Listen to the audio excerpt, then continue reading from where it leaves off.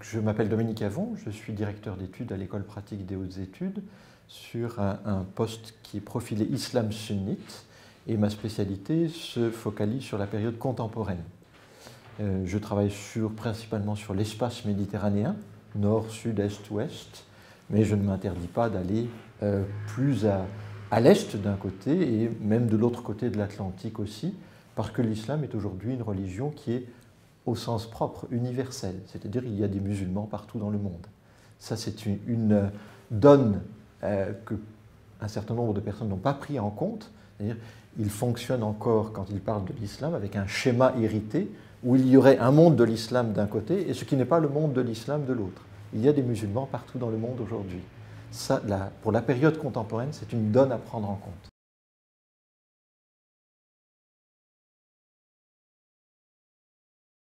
Il y a une réflexion sur l'altérité, justement dans un moment de première mondialisation, qui est le moment de la colonisation, au XIXe siècle.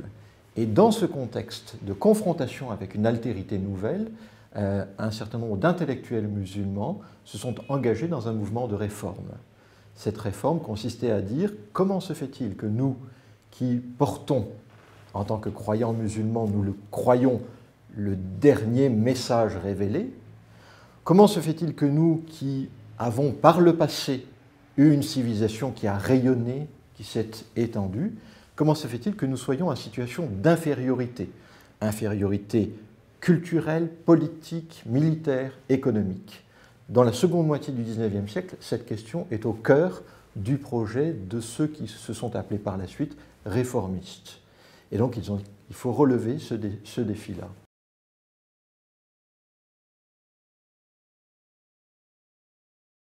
Quand on parle de réformisme, donc durant la période contemporaine portée par des musulmans, on s'aperçoit donc qu'il est polymorphe.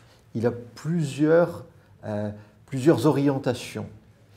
Et ce réformisme, porté dans ces différentes orientations, consiste à dire qu'est-ce qu'il est possible de toucher. Certains disent nous pouvons tout toucher. Il n'y a rien qui ne soit sacré au point qu'on ne puisse pas s'interroger sur ça, y compris le texte coranique, y compris évidemment le hadith, y compris ce qui découle de ce rapport entre texte coranique et hadith. D'autres au contraire qui disent non, il faut poser un certain nombre de verrous. Il faut poser un certain nombre de verrous parce que des réponses ont déjà été données et ces personnes qui ont donné des réponses ont donné la réponse définitive.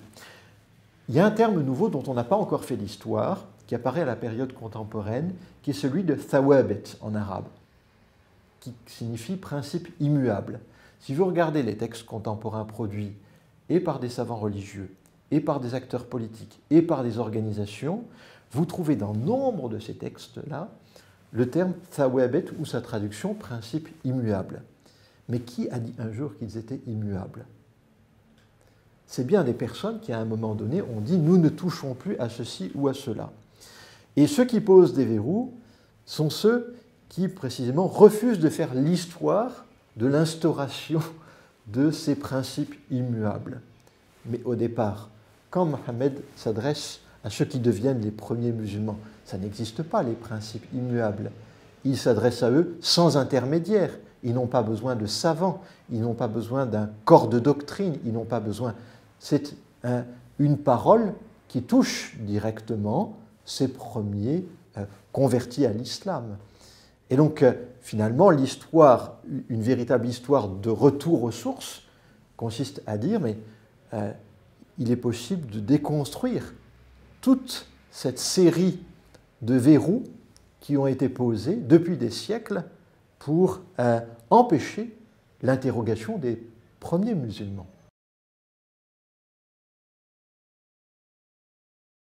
Pour revenir sur le lien entre le réformisme et l'intégralisme, il faut effectivement mettre en évidence le fait qu'à partir d'un noyau de réformateurs, dont des noms sont souvent cités, Mohamed Abdou, Jamal el-Din al-Afghani qui était son aîné, qui ont vécu pour Abdou en Égypte, au Levant et puis à Paris notamment pendant une période de l'exil, ont donné naissance à deux tendances, donc une tendance libérale, des personnes comme Qasim Amin, Mansour Fahmi, Lotfi Sayed, qui ont dit « nous pouvons toucher à tous les sujets. En tant que musulmans, il n'y a aucun sujet que nous ne pouvons pas toucher. La question des femmes, la question de l'autonomie ou de l'indépendance du politique, la question des sciences, sciences naturelles, sciences historiques, nous pouvons tout ouvrir. » Et puis une tendance intégrale qui a dit « attention, il y a des sujets qu'il ne faut pas aborder, il y a des questions qui ne se posent pas parce que nous y avons déjà répondu, ou plutôt nos ancêtres y ont déjà répondu. Donc on ne rouvre pas ces questions-là. » Cette tendance intégrale est davantage représentée dans la mouvance de Rachid Rida. Rachid Rida qui, en plus, dans la seconde moitié des années 20, s'est rapproché du fondateur de ce qui devient, en 1932, le Royaume d'Arabie Saoudite, et qui a imprégné également une partie de la pensée des frères musulmans, qui sont fondés en 1928 par Hassan el-Banna.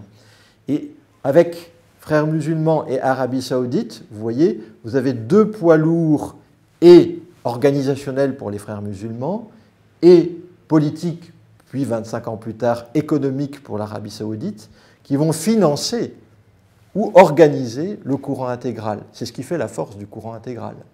Dans le schéma que je viens de décrire, le wahhabisme peut être considéré comme une partie de la réforme musulmane, qui naît antérieurement au cadre chronologique que j'ai proposé, c'est-à-dire à la fin du XVIIIe siècle, et qui consiste à dire, dans ce moment-là, l'autorité ottomane n'est pas une autorité véritablement musulmane, c'est une autorité qui a déjà dévié. Il faut revenir à une situation pure, antérieure, à partir d'une réflexion sur la notion de tawhid, d'unicité de Dieu. Abdul Wahhab va proposer toute une réflexion politique ou politico-religieuse qui dit voilà, de l'unicité de Dieu, je déduis ceci dans la manière de concevoir mon identité musulmane comme être individuel et collectif, mon rapport au pouvoir, mon rapport aux autres et mon rapport à l'histoire. Et il y a un moment pur dans l'histoire qui est le moment initial de fondation de l'islam. C'est vers là qu'il faut tendre. C'est une des forces du wahhabisme qui dit nous allons revenir à ce moment pur de l'histoire. Ce qui est, du point de vue de l'historien que je suis, un mythe, puisqu'il n'y a rien de pur dans l'histoire. Il n'y a pas de moment pur dans l'histoire. Tout est mêlé. Même le moment dans lequel a vécu Mohammed est un moment mêlé. Il vit dans un moment où il n'y a pas que des musulmans autour de lui, précisément. C'est lui qui fait naître la première communauté musulmane, mais en relation et en confrontation avec une altérité païenne, juive et chrétienne pour une part. Donc il n'y a pas ce moment pur, il n'a jamais existé ce moment pur.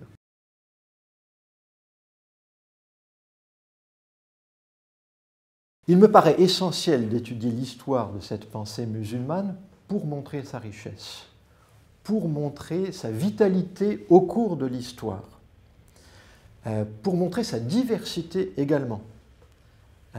Si l'on étudie par exemple quelque chose que l'on peut considérer comme très périphérique à l'islam majeur, au courant majoritaire, l'islam zaïdite. L'islam zaïdite, donc au sud du Yémen ou au Yémen, est un islam dont les porteurs ont toujours dit qu'eux n'avaient jamais fermé les portes de l'interprétation. Donc l'ijtihad était toujours possible, toujours faisable. Et ils ont développé ceci. Ce qui fait que nous avons ce paradoxe autour des zaïdites, qui se définissent dans les rameaux du chiisme, mais qu'intellectuellement, ils sont beaucoup plus proches des sunnites sur un certain nombre de points. Voilà un exemple de complexité et de vitalité au cours de l'histoire qu'il est intéressant d'étudier, pour montrer que l'islam ne se réduit pas à un courant unique, une généalogie unique de Mohammed jusqu'à nos jours.